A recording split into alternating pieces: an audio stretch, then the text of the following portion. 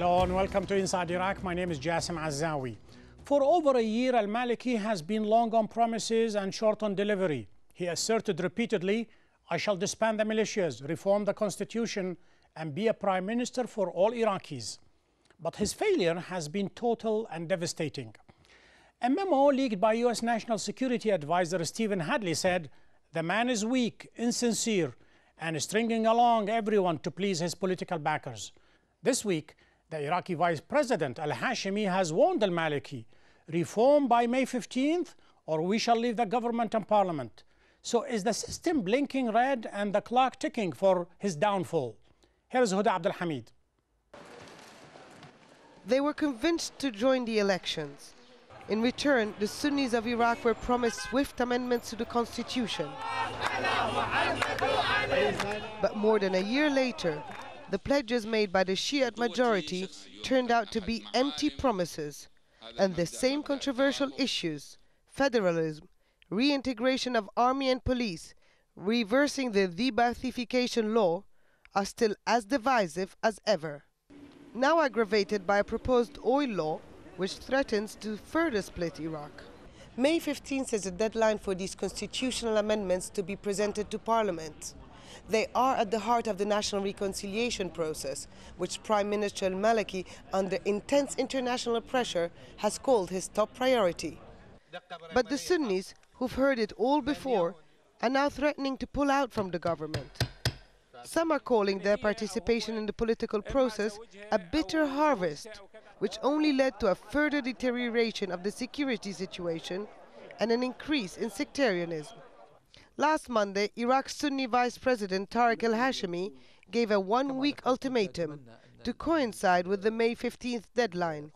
Either the government moves quickly and decisively on reviewing the constitution, or he will pull out, dragging with him most of the Sunnis in government. A surprise visit by the U.S. Vice President Dick Cheney, one of the main promoters of bringing war to Iraq, was aimed at warning Nouri al-Maliki from the heart of Baghdad. The U.S. won't further support his procrastination, and time is running out. I do sense today I think a greater awareness on the part of the Iraqi officials I talked to of the importance of their working together to resolve these issues in a timely fashion. I think they recognize that it's in their interest as well as in our interest that they make progress on the political front just as we deal with the security issues. Still, standing next to Cheney, the Iraqi Prime Minister appeared hesitant once more about the pledges he made in Sharm el-Sheikh early May and many times before.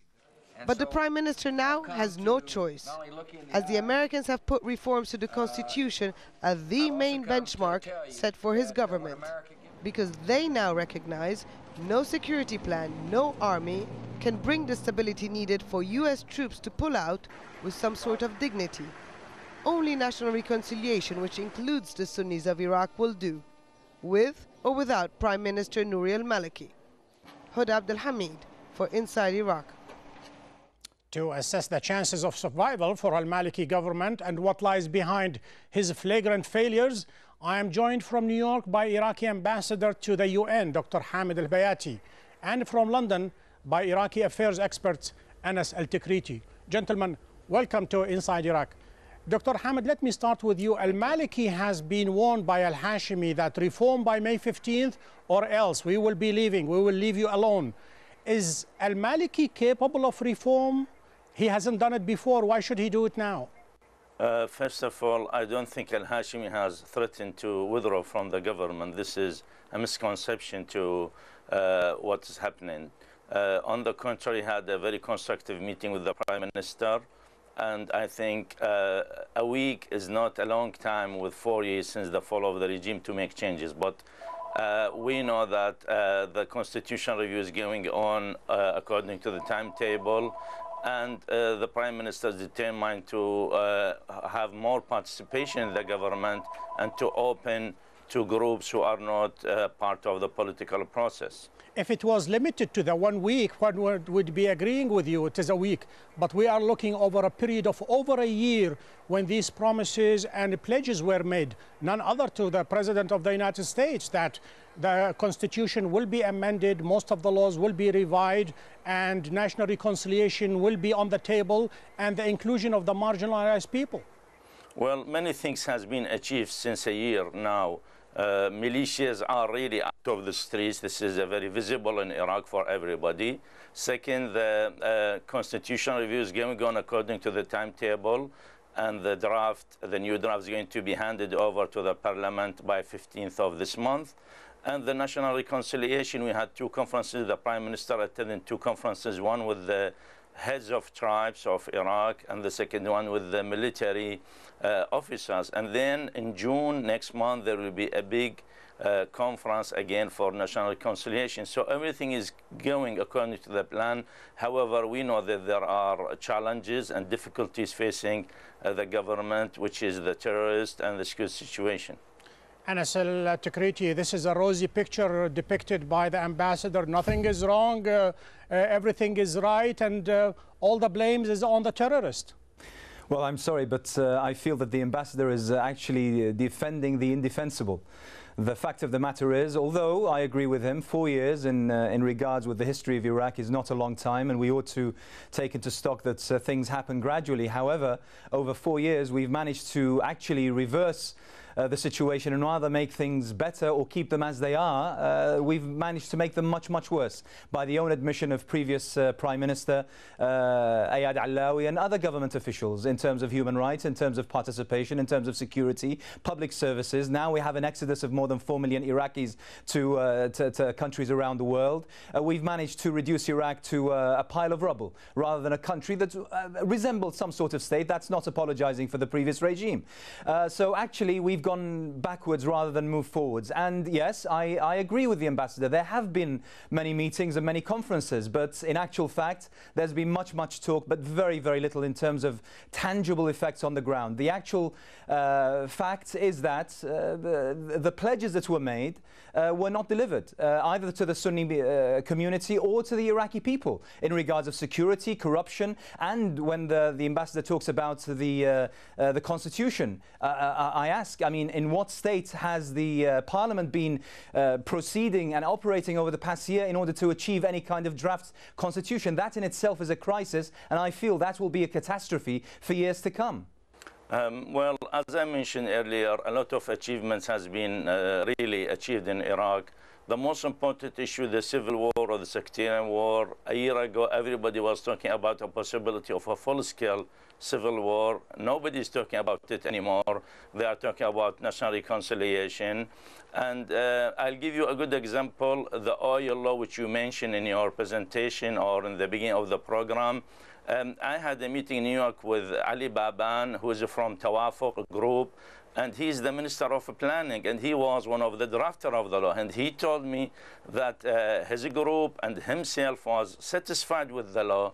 Now, after the draft being approved by the Economic Committee, by the Cabinet, now there are some voices here and there. This is democracy. If we want one voice in Iraq, it would be similar to Saddam's regime dictatorship. If we want democracy, there will be different view, but the Iraqis never failed to come to an agreement. Every single day, by admission of the government, as well as by reporters from CNN and BBC and Sky and every single media broadcaster worth its salt, report every single day. We have dozens, if not hundreds, of bodies strewn across the streets of Baghdad and other major cities. That is a failure on behalf of the government. If you were to look at the balance sheet of the government over the past year, any government worth its salt, any administration, in fact, any private company, the whole board of directors would have resigned by now. The failures are there for all to see. Unfortunately, I have to say it once again, you are defending the indefensible. The fact of the matter is that just because one member of the Tawafuq thinks that this law for oil is a good idea means that democracy has been achieved by Iraq. I'm sorry, but that's not an argument.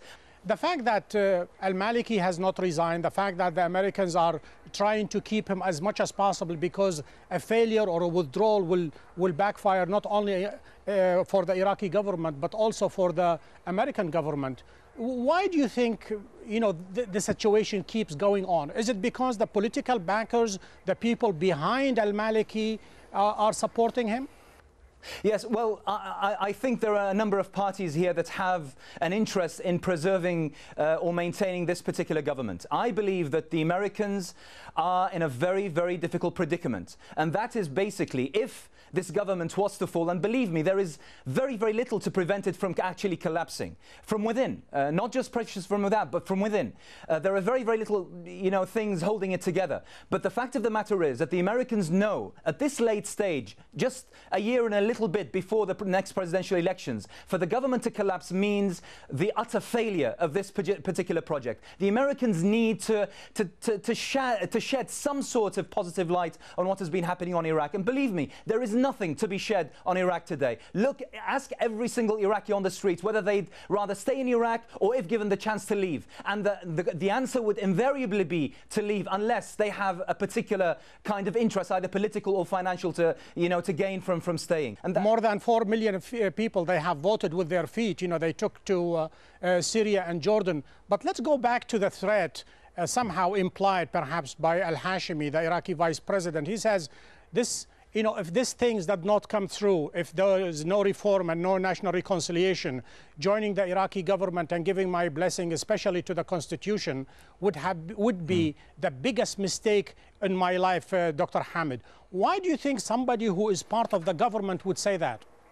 Well, Jassim, let's make things very clear. We have a democratic process, and the government, if there will be a change in the government, should be through the mechanism of the democratic process. This is not Saddam regime time that people would like to pull out a government. During Saddam time, it was a dictatorship. Now there is an election. This government is is a constitutional, parliamentary elected government. There is a certain mechanism. If anybody wants to change the government, there is certain mechanism. There is elections coming, there is a majority in the parliament. So let's not talk about a government collapse within. Now, with all respect to Anas al-Tikriti, he is talking like a British or American official.